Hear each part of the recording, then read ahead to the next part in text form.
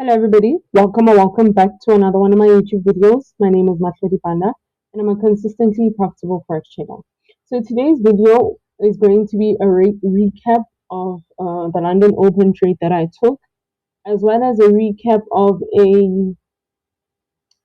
my analysis for the midweek reversal, but market did not respect that, and I also want to just clean my chart right now for analysis later on or whatever, because market did not respect the trading idea. So now I just have to switch it up. Cool. Now, we still don't have the replay button. And also, in order for this to make sense, you also have to watch the trade recap that I posted. I think I posted it earlier on today.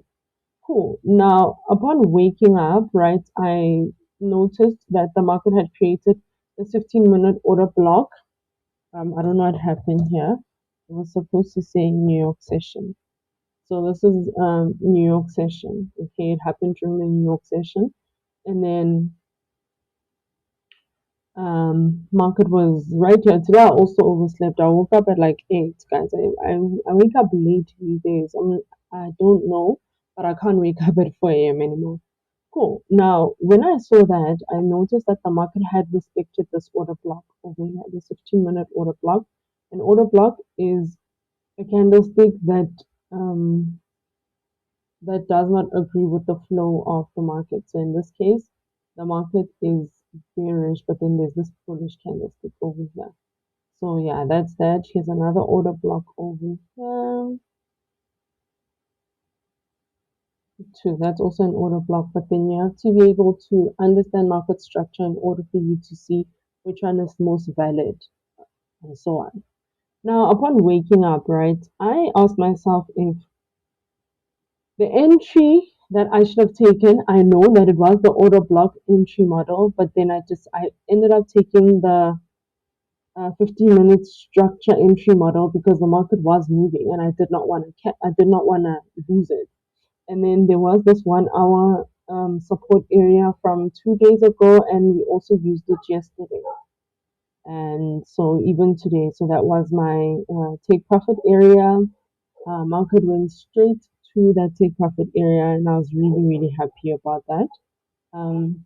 My mental stop loss was here, but because of this order block over here, I had to give my trade room to breathe just in case, because um, wicks are a thing, and that's not market manipulate. It's not the market maker manipulating chart, or rather, it's not the broker manipulating chart, but it's just the market maker manipulating chart and just evoking emotions in us. Cool. Now, having said that, right, having traded that, I then noticed that market was reversing to the upside. Cool. And then I asked myself, where is the market most likely to reverse to come back to the downside? Because remember, there was a midweek reversal, which is a trading idea that if market was bullish the first 2 days of the week, then on a Wednesday, which is the third day of the week, which is also like a middle day that a forex market is working, market will reverse into the opposite direction. Cool. Now, this is one area that the market could have reversed into. So there was this bearish auto block entry model for midweek reversals. So it's this candlestick over here that you guys see. Delete this. Yeah, that candlestick over there. So I had an entry over there. It was sell limit entry, but then we had stop loss over there. So market went into trade. The trade was activated at 11:15 a.m. and then at 12:15 a.m. we were out of the trade.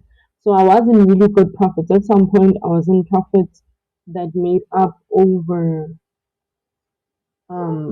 Now it's not 5% of my account because I'm compounding the interest. So it was about, maybe let me say 6%, 6% of the entire trade. And yeah, and also I wanted to say that with this trade over here, right, I managed to pass apart from challenge, which was a goal that I've been working towards. I mentioned it in my previous video that at the moment I'm not allowing market to hit take profit until um, I'm not allowing the market to hit the take profit when I am seeing the number that I want to see. And yeah, I managed to pass an equity edge trading account, a trading apart from challenge. So right now I'm just waiting for the contract. Okay, just my my stuff is being evaluated. Let's just wait for that to load. So my stuff is being evaluated right now to see if I followed all the rules and stuff like that. And this was it. This is the one that I was trading over here. So yeah, I managed to pass it today. As you can see over there, the win rate was 76%. I took 21 trades. This was really, really great because I was targeting $20 per trade. That's like 2, 4, 6, 8, 10, 12, 14, 16, 18, 20, 22, 24, 20. That's about 13 trades that if they had hit my take profit, then I would have been in profit. But there are some trades that are losses, some trades that are wins and stuff like that. So that's that on that. This is where the balance is. That's the equity. Count size is 2.5. So as you guys may or may not know, you should know with these prop firm challenges or this prop firm challenge in particular, I need to make 10% in order for me to pass it. So I managed to do 10%, and this is what the graph looked like. We were in profit, we were in loss. The most loss that we were in was 2,482, but then I was able to bring that back. And then we were in loss again, and then I managed to bring it back, and ever since then, it has been ups and downs, but eventually we did it. So this is how I performed. Um, on Wednesday, P&L was plus 65 plus 12 plus that. So these are the trades that I was talking about that when I see the number, I just stop trading. And then before that, oh, my bad. This was on February. This was my performance on Feb. But I've had this perform challenge since December. So, it has been a journey for me. So that was my performance. And then other days, I wasn't really like trading a lot on this account because if I wasn't finding the type of trade, like when if I wasn't finding the type of trade that I want, like the type of position that I want, if there wasn't any of those, then I wasn't taking the trades. That's why there are a lot of days where I did not trade. Those are days where I did not find what I want to find in the market, and then we have these kind of performances here where it was like fear based, and then thankfully in February I was able to bring myself back and be like, okay, Matlhodi, this is what's happening. Okay, we passing this challenge, we're working on this. And then in March, I'm gonna say like in March, this is the month where like I think mentally I was the strongest, psychologically I was the strongest.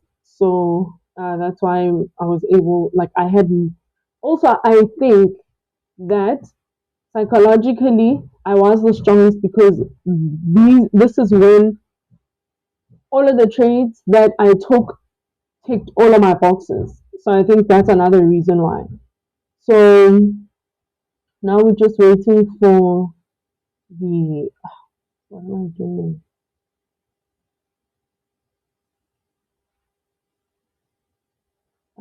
What am I doing? Contract. Excuse me. So right now we're just waiting for the contract. It's still waiting for verification. Once it's been verified, then I will sign the contract. Also, this just happened today, and today is the 11th, Wednesday, the 11th of March. So yeah, guys, thank you so much for watching. Going into midweek, okay, let me just do this. Okay. Um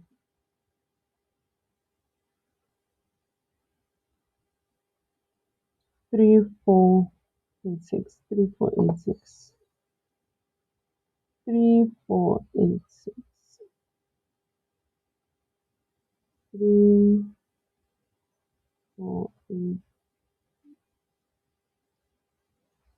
yeah, this is the area. And then,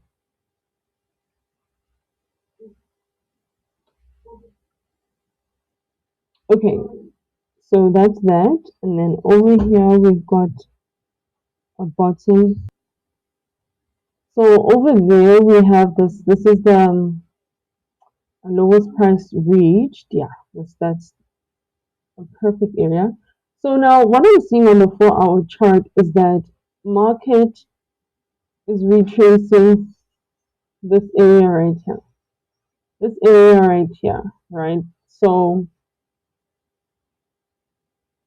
market always retraces an area that it broke. Okay, broke this structure over here to come up. The fact that it didn't break the structure kind of gives me the UBGBs, but